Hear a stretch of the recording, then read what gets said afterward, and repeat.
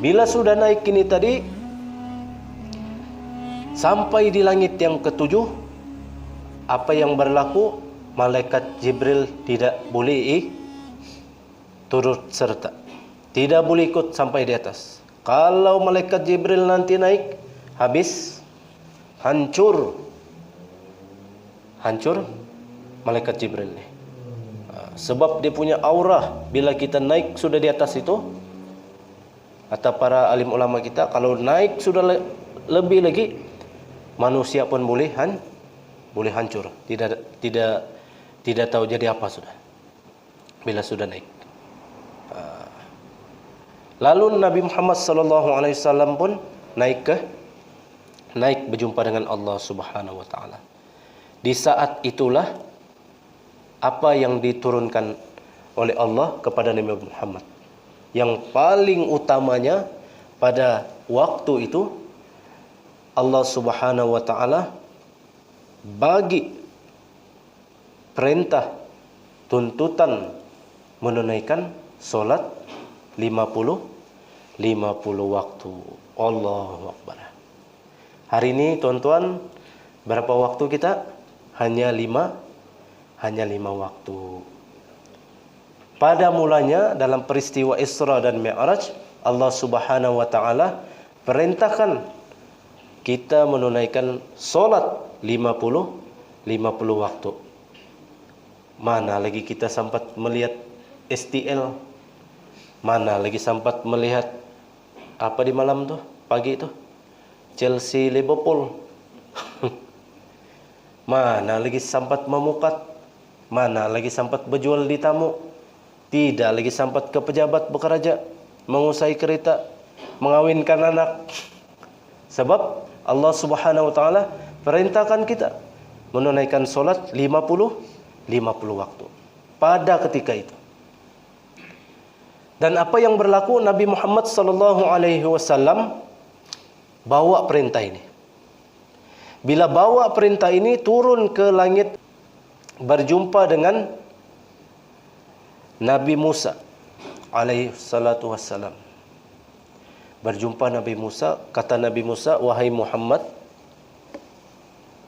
kau yakinkah bahwasannya umatmu nanti dapat menunaikan solat 50 waktu? Nah, pada saat itu Nabi Muhammad SAW merasa ragu, boleh ke tidak nih? Dapat buat ke tidak nih? Sekarang kalau 50 waktu mau turun ke laut memancing, baru naik bot, baru mengusai-ngusai tali, mengusai-ngusai kerusi, azan. Sebab apa? 50 waktu. Tapi apa yang berlaku bila sudah berbincang dengan Nabi Musa alaihissalam, dengan nabi-nabi yang lain, Nabi Muhammad sallallahu alaihi wasallam minta kurangkan. Berapa? Minta kurangkan 5%. Turun lagi 45. Naik jumpa Allah, akun 45. Kemudian Nabi bawa turun, jumpa lagi dengan Nabi Musa. Yakinkah engkau, wahai Nabi Muhammad, umatmu dapat melakukan solat 45 waktu ini? Pun Nabi pada ketika itu tidak yakin, sampailah pada waktu solat kita yang 5 waktu kita lakukan pada hari ini, dan sampai bila-bila, sampai berkurang, menjadi 5 ini pun Nabi Muhammad SAW kata apa? Aku sudah cukup malu bertemu Allah kerana balik-balik minta kurang. Betul bu? Kan? Kalau kita ketemu, terjumpa kali, sudah. Ini berapa nih? Ini 35 sekilo. 30 boleh kah? Mau kurangkan 5 ringgit pun kita rasa malu. Sebab kita ada pengalaman. Macam mana mau menangkap ikan keli, keadaannya, cuacanya macam mana. Pada masa itu kita lagi sibuk sini pertandingan musabaqah lagi sini, ada lagi sini KRT lagi sini. Tiba-tiba orang minta kurang 30 ringgit.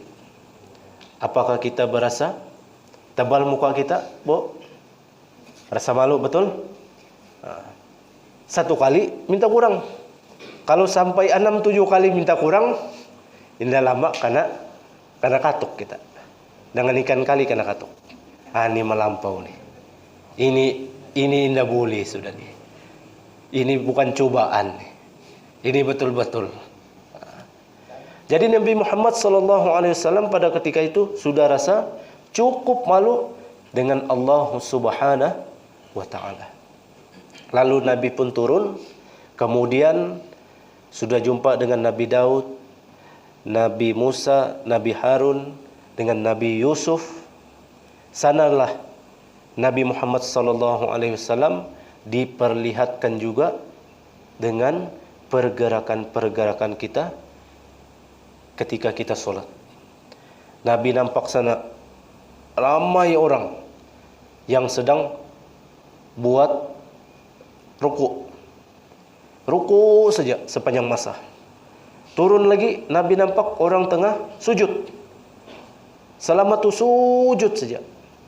Di sanalah peristiwa Allah Subhanahu wa Ta'ala perintahkan kita untuk melakukan solat. Lalu Nabi pun, ini ringkas cerita, Nabi pun turun. Nabi pun turun, kemudian menaiki burak dan kembali pada malam itu hanya berlaku pada saat semalam saja. Lailam minal masjidil haram. Bukan Laila, minta maaf ya. Laila tu kalau dalam bahasa Arab malam. Hanya terjadi malam.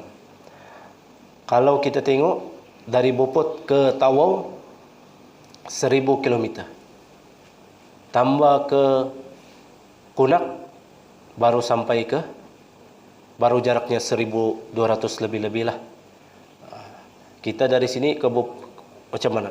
Sehari perjalanan kah macam mana tu? Sehari jauh. Ini Nabi dari Masjidil Haram pergi Masjidil Aqsa, naik lagi ke Sidratul Muntaha jumpa Allah hanya satu malam. Subhanallah. Tuan-tuan, puan-puan yang dirahmati Allah Subhanahu wa Ta'ala sekalian, itu serba sedikit perkongsian kita pada malam ini. Saya rasa sebenarnya peristiwa Isra dan Mi'raj ini banyak dia punya kisah-kisah sebenarnya. Mudah-mudahan insya-Allah untuk kuliah yang kedua pada malam esok di Masjid Tuhulupak, kita akan di sana kita akan kupas sedikit tentang ayat Al-Quran yang saya bacakan sebentar tadi. Subhanallazi, kenapa Allah Subhanahu wa Ta'ala menggunakan perkataan subhanallazi itu kan? Kenapa tidak guna asbaha? Allah Subhanahu wa Ta'ala mempertaruhkan kemuliaannya.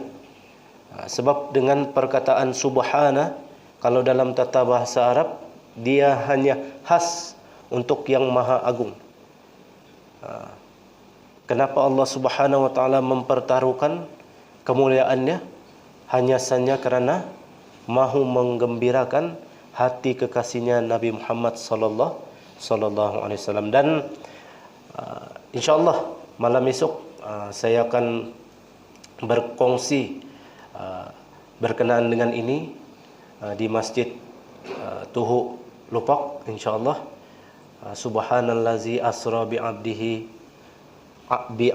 itu lagi apa dia punya kupasan di sana. Lailam minal Masjidil Haram, apa kupasannya?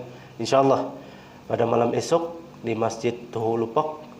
Dan saya amat berterima kasihlah di atas jemputan ini, kunjungan daripada jemaah-jemaah sekalian. Apa yang disampaikan dengan kuliah sebentar tadi, mudah-mudahan kita sama-sama mendapat manfaat ataupun mendapat sedikit ilmu perkongsian untuk kita hayati, untuk kita amalkan dalam kehidupan seharian kita. Itulah saya cakap sebentar tadi, kita mohon kepada Allah Subhanahu wa taala agar kita semua ini yang hadir ini, supaya kita ini mati, orang bilang, dalam keadaan husnul khatimah. Jumat lepas pun subhanallah, Jumat lepas khutbah Jumatnya mengingati tentang kematian. Jadi ini saya rasa menginsafkan kita. Bukan saja yang, minta maaf cakap, bukan saja yang veteran kita, tetapi zaman sekarang ni tidak memilih. Betul? Tidak memilih. Kata orang Bisaya, musim-musim pandemik ini karambangan kan. Kita bersedia-sedia saja. Sedia macam-macam lah. Apalagi orang Bisaya bilang, kalau kita ni tidak macam beliau saya, mungkin ada yang kenal bapa saya. Kalau macam saya ni melewat-lewatkan solat, contoh dia. Adalah tu dicakap belakang, bah, sadana biton, leleh, mau podi saya bilang. Tapi sungguh pun begitu, itu sound yang sangat bagus. Bagi saya sangat bagus. Kita yang memang gitu, sekarang lah. Kita menanya, saya menanya dengan beliau, azan sudah ke tu Pak? Tadi sudah azan. Kita lakat lagi tengok TV Pak. Lepas makan lagi. Lepas belum lagi sembahyang Isya, lepas makan tengok dulu TV. Tiba-tiba bukan Yusuf Tayyib Pak. Itu mau dekat puasa sudah. Ini dari belakang, bah, sudah sadana biton, Allah Akbar. Dia tidak memilih sekarang, tua kah, muda kah. Bila mana Allah Subhanahu wa taala menjemput kita, dia tidak akan terlalai, walau seminit, walaupun sesaat. Jadi itu sajalah daripada saya pada malam ini. InsyaAllah kita sama-sama berdoa kepada Allah Subhanahu wa taala, mudah-mudahan kita dapat berkongsi kuliah lagi untuk hari-hari yang akan datang. Aqulu qawli hadza wa astaghfirullahal azim. Sekian wabillahi taufiq wal hidayah. Assalamualaikum warahmatullahi wabarakatuh.